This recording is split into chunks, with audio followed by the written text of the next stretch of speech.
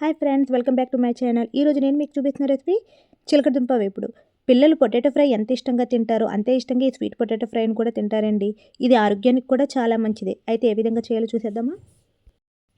చిలకడదుంపలకి పైన తొక్క తీసుకుని ఈ విధంగా పొడుగ్గా కట్ చేసుకోవాలి. వీటిని మనం చిన్నగా కూడా కట్ చేసుకోవచ్చు. నేను ఇక్కడ పొడుగ్గా కట్ చేశాను. ఈ ఫ్రైని మనము రైస్లోకి సైడ్ డిష్గాను తీసుకోవచ్చు, మధ్యాహ్నం అట్లు స్నాక్స్గా కూడా తీసుకోవచ్చు. పిల్లలకి స్వీట్ పొటాటో ఫ్రైని పెడితే చాలా ఇష్టంగా తింటారండి. చిలకడదుంప ముక్కలు మగ్గేదాకా వేపుకోవాలి. వేపుకున్న తర్వాత తగినంత ఉప్పు, కారం, పసుపు వేసుకోవాలి.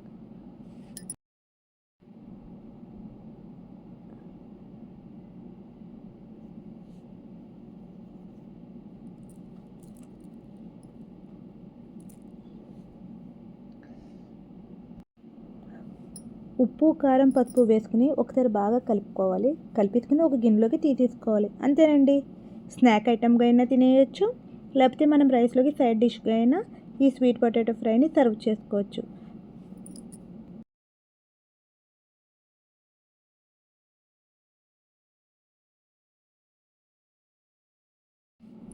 ఈ విధంగా ఒక బౌల్లోకి తీసుకోవాలి.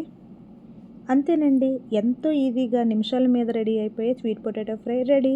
మీరు కూడా చేసి చూడండి. మీ పిల్లలకి చాలా బాగా నచ్చుతుంది. పిల్లలకే కాదు, పెద్దలకు కూడా నచ్చుతుంది. ఆరోగ్యానికి ఆరోగ్యము, రుచికి రుచి. మళ్ళీ ఇంకొక మంచి రెసిపీతో మళ్ళీ కలుద్దాము. నా రెసిపీ మీకు నచ్చితే నా ఛానల్ని లైక్ చేయండి, షేర్ చేయండి, సబ్స్క్రైబ్ చేయండి. బెల్ బటన్ నొక్కితే సబ్స్క్రైబ్ అవుతుంది.